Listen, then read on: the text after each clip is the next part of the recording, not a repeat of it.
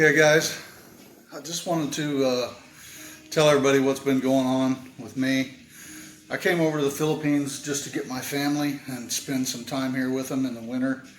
I got here last October, and we were planning to leave in March 3rd. Well, me, my wife, kids, we all had a flight going back to the U.S., and it was canceled because of the coronavirus. It was routing through Shanghai, China. And so since that time, we've had 5 or 6 flights canceled. So when the lockdown happened, we were in Mati in Davao Oriental, and luckily I had a good friend of mine that let me stay there at one of his places that he had. We had a great time, and it wasn't terrible. It wasn't awesome, but you know, it was locked down. But at least we were safe. So finally, we were able to get a flight. So we came back to Davao City, had to get travel authority. Got to Davao City, flight was canceled. After that, I went back in to reschedule, and long story short, they told me my wife's not allowed to go because she has a tourist visa. So tourists aren't allowed to enter the United States, only permanent residents and citizens. So then we decided, okay, well, we're going to go to Jinsan, and I'm going to have to go back to the United States alone. So we got travel authority again to go from Davao to Jinsan. Went back to Jinsan, I got my flight. And then I had to get travel authority. We were quarantined for 14 days. We couldn't leave our house at all when we got to Jinsan. So we stayed there 14 days. We were doing good. Families all together. We're happy, you know. And then before I left from Jinsan to go to Manila, I had to get travel authority again. Now, it sounds real easy, travel authority, right? But no, it's not easy. I mean, you have to go to the barangay to start. Then you have to go to a medical lab, get blood tested and chest x-ray, check you for coronavirus, you know, basically. And then you get that, then you go back to the barangay and they go, yep, you got it.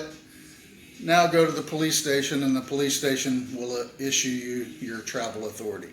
That gives you 2 weeks to travel to wherever your destination is. So anyway, I get to Manila.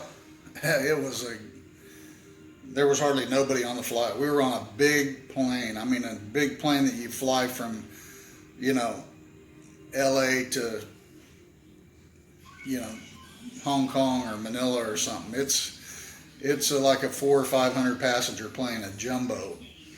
And I get on the plane. There's nobody on there hardly. There was like 50 people on the whole plane. One guy had a complete hazmat suit on, like he was super scared or something. So anyway, I get to Manila. I spent the night one night in a hotel, went over to the airport the next day, got my boarding pass, got checked in for my flight, and I go through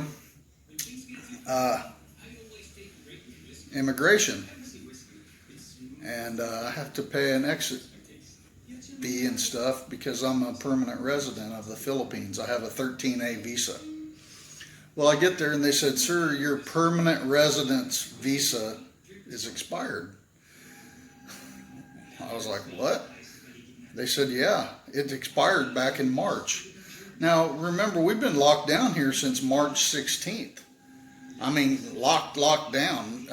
Couldn't hardly move around without authority. You had to have a travel pass.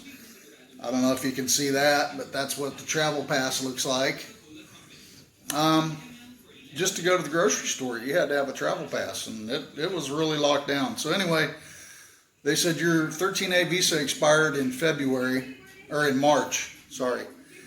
And you're going to have to talk to my supervisor. So the supervisor comes out, and she says, you're not allowed to leave the Philippines. You have to go to immigration, get your visa taken care of before you can leave the Philippines. So I That was on a Friday night. They didn't open up until Monday, so I went in on Monday morning. They said, "Do you have an appointment?" I said, "No."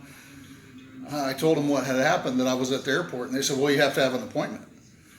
So now I set an appointment for Friday morning at 8 o'clock, and hopefully I can get out of here Friday night. Now they just went back, starting today, August 4th, 2020, they went back to MECQ, which I believe stands for Modified Enhanced Community Quarantine. No public transportation. There's no taxis, no jeepneys, no multi-cabs, anything like that.